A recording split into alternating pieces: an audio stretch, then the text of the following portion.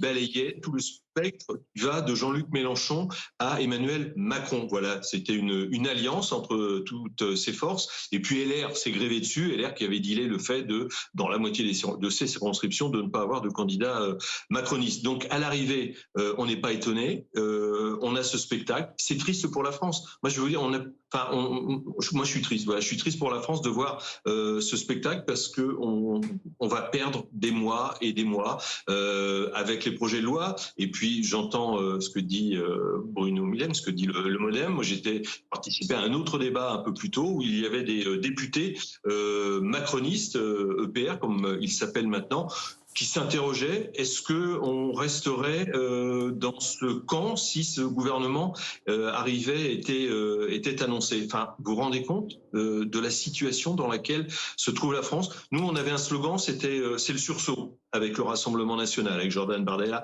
avec Marine Le Pen, ou bien c'est le chaos. Ben là, on a le chaos. Voilà, on est dans un chaos et c'est triste pour la France. Alors maintenant, la politique, c'est une histoire d'incarnation. Il y a des hommes, des femmes qui sont présentés, mais ce qui compte surtout, c'est la politique qui va être menée. Donc on va attendre le discours de politique générale du Premier ministre le 1er octobre à l'Assemblée. Et puis le budget, là, on a quelques pistes qui se dessinent. Ça sera un budget macroniste. Voilà.